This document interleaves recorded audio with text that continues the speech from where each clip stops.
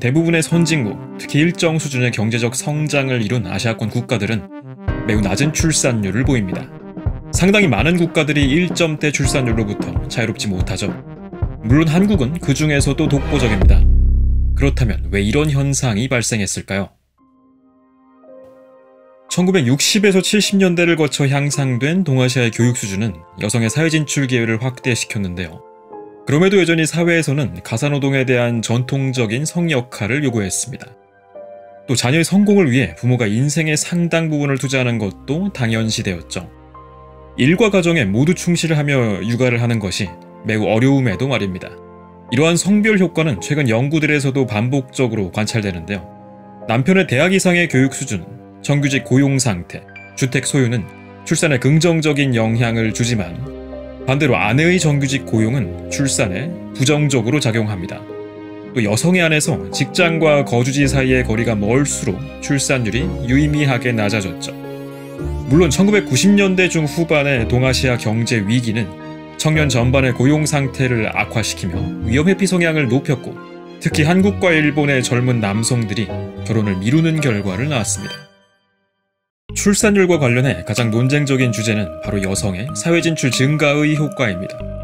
여성 친화적 환경이 조성되며 출산율이 오히려 높아졌을 수도 있지만 반대로 독립적인 생활에 우호적인 환경이 되었기에 전통적인 역할을 포기할 것이라 볼 수도 있기 때문입니다. 주요 국가들을 분석한 결과 여성의 권익이 향상될수록 일정 수준까지는 출산율이 낮아지지만 오히려 그 이후에는 출산율과 비례하는 패턴을 보입니다. 그러나 보다 장기간의 데이터를 살펴볼 경우 여성권 향상과 출산율은 명확한 음의 상관관계를 보이기도 합니다. 농업에 종사하지 않는 화이트 칼라 직업군의 증가와 교육 수준의 향상, 여성 문맹률의 감소는 출산율을 일반적으로 저하시키는 것으로 나타났기 때문입니다. 즉 저출산은 근대화의 자연스러운 결과라는 의견도 있습니다. 한편 저출산을 이해하기 위해서는 2010년대 중반 이후 한국에서 이슈가 된 젠더 갈등을 살펴볼 필요도 있습니다.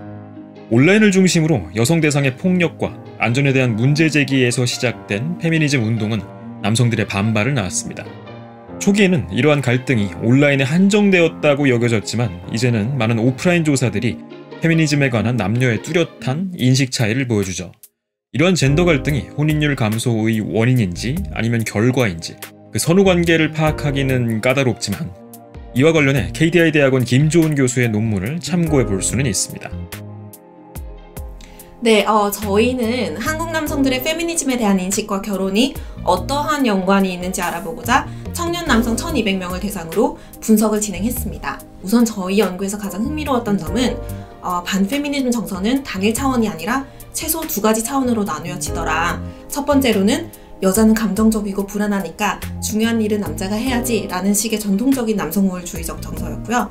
그리고 두 번째는 젠더 평등은 이미 이루어졌고 지금 차별받는 것은 남자다 라는 새로운 유형의 피해자 남성성이었습니다. 현재 한국 청년 남성들의 주된 정서는 전자보다는 후자에 가까웠고요. 그리고 이 피해자 남성성이 높을수록 결혼에 대한 태도도 부정적이고 실제로 결혼을 하겠다는 의사도 낮아지는 것으로 나타났습니다. 1980에서 90년대 한국의 아들을 낳기 위한 선택적 낙태는 남아의 비율이 최대 16.5%나 더 높은 상황까지 나왔습니다. 당연히 몇십 년 후 결혼 출산이 가능한 여성의 절대적 수는 줄어들었고 이는 남성들 중 일정 비율은 성비 구조로 인해 매칭이 불가능함을 의미합니다. 즉 최근의 젠더 갈등은 성비 불균형 및 그에 따른 결혼 시장의 변화와도 연계해서 생각해 볼 수 있습니다. 보통 고소득 국가의 인구가 유지되려면 최소 2.1명의 출산율을 유지해야 합니다. 이를 인구대체 출산율이라고 하죠. 그런데 우리 한국은 이미 1983년에 해당 수치가 무너졌습니다. 이후 하락을 멈추지 않는 출산율은 2023년 1분기에 0.81명을 기록했고 다음 2분기 연속으로 0.7까지도 하락했습니다. 아시아와 선진국 전반에서 계속되고 있는 저출산의 흐름 속에서 유독 가장 낮은 출산율을 기록하고 있는 한국. 우리가 겪는 현상들을 좀 더 심층적으로 이해할 수 있어야 출산율 감소의 근본적 원인들을 파악하고 해결책 역시 모색할 수 있을 것 같습니다.